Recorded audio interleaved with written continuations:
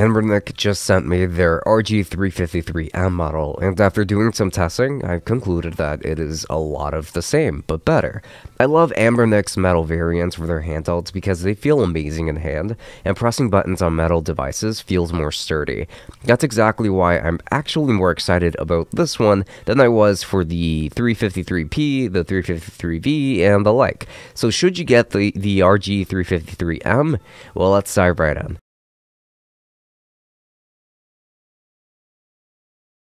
The exterior design consists of metal for almost the entirety of the build. This device is pretty small and pretty thin in comparison to what I'm used to seeing from Anbernic.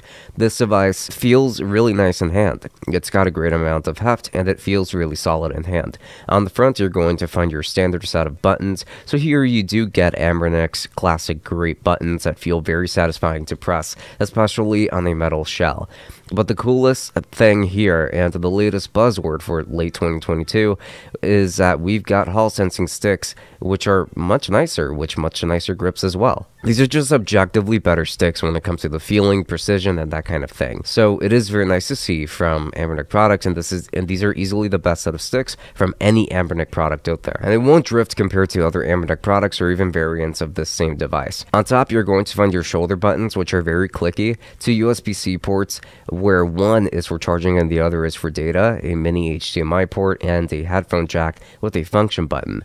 On the bottom, you're going to find two micro SD card slots and stereo speakers. On the right, you've got your sleep-wake button and a reset button. On the left, you've got a volume rocker. On the back, you've got some grips, which are always nice to have. This device feels really nice, and I'm glad that they made it, for sure, but that's pretty much where all of the differences end between this variant and the other one. I would consider this to be a direct upgrade from the RG351MP, with a nicer display, a touchscreen, Android support, Hall sensing sticks, mini HDMI, better speakers, etc.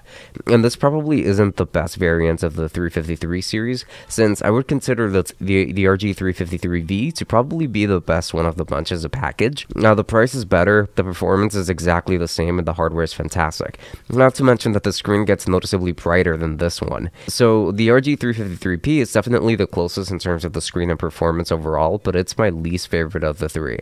And while I think that the RG353V is the best one, I do prefer the RG353M because of the body. Phew, that was a mouthful. This device features a 640 by 480 IPS display that is touch enabled. This display isn't very good, to be honest. It's not very colorful, nor does it get too bright, which is a shame. This isn't the best display on the 353 line or products, so I do wish that they had gotten, something more akin to the RG353V, which is way more colorful. So it does feel like kind of a downgrade overall, but it is serviceable and most people shouldn't really have much of an issue with it. If I didn't have the other devices to compare it to, then I probably wouldn't have noticed it much. So yeah, this display is fine, but just not great. The speakers are also honestly not that great either. I tested these with a bunch of different games, so I know that these speakers are just a bit too quiet. They're better than the RG351MP speakers, but not by that much. So have a listen.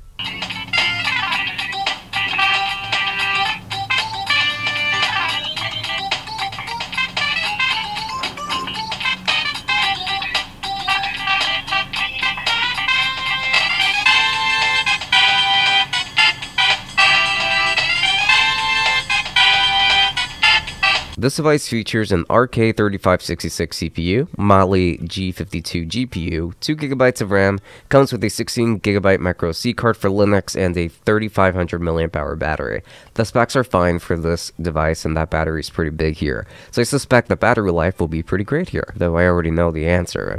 I'm just saving it for the end. When it comes to the software, we've got two built-in variants to look at. We've got Android, which allows for the touchscreen support and does come with some emulators built in, including Aether SX2 for PS2 emulation and Dolphin MMJR2 for GameCube and Wii emulation. But I will tell you right now that performance will be terrible, pretty much unplayable on the system like this, so I won't bother showing those in this video.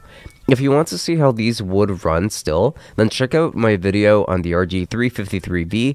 You also don't get a Play Store, by the way, which means that you can't download apps very easily aside from the site loading them. So I didn't really bother with Android this time around. I just stuck with Linux, and it's got the same interface essentially that I'm used to seeing.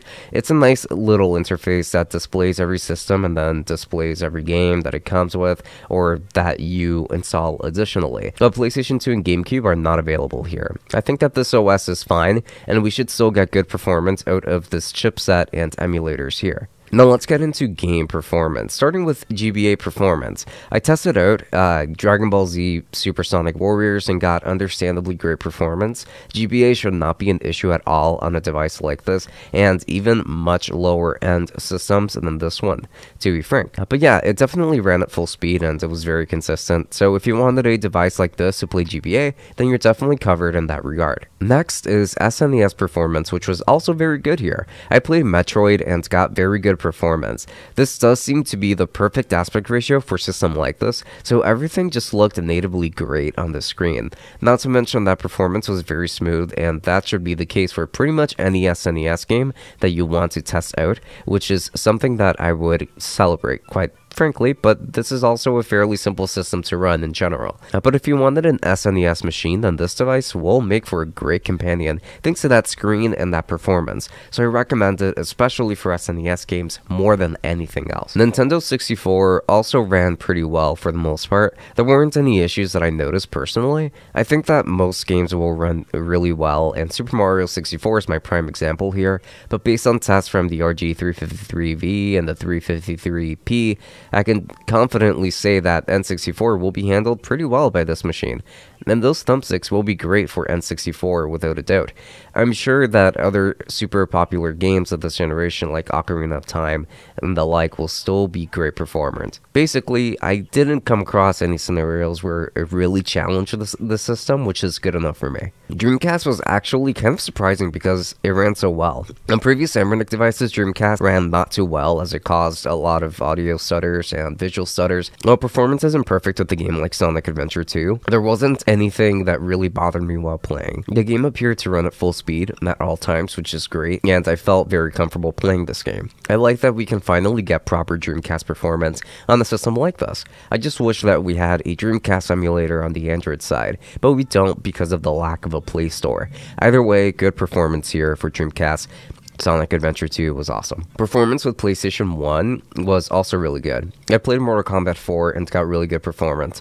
It seems like this chip is finally powerful enough to play 3D titles properly from what we've seen in previous tests with other emulated systems. I don't have any complaints here, as this is an old enough system that shouldn't give you any issues along the way when it comes to running it, so I think that most people will be pretty happy for the most part with it when it comes to SNES or PlayStation 1 performance, I should say. And finally, we have PSP. So this definitely showed some signs of slowing. For one, the screen will either be squished down to give you close to 16:9 on a 4:3 screen, or stay at 4:3 and just be squished horizontally to make sure that it fits everything in, and it's just not that pleasant.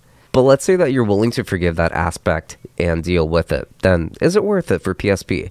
Not really, because depending on the game, you can still come across performance issues with stuttering and the like. So, while it's tolerable, I can recommend cheaper devices like the Retro Pocket 3 that will run PSP much better than this. So I believe that that is worth noting, to be frank. I would consider this to just be better for older 3D titles. When it comes to battery life, we've got a champion here. I think that they did a really good job with the battery, as you can expect between 4 to 5 hours depending on what you're playing. But with more intense games and consistent play, then you can expect maybe 3.5 hours instead. It's pretty good overall, but between 4 and 5 hours was my average at least. In conclusion, I believe that this is the last of the 353 series that we're going to see, and frankly, I really hope so. This is because we already have 4 variants, if you include the RG503, since it features the same chipset.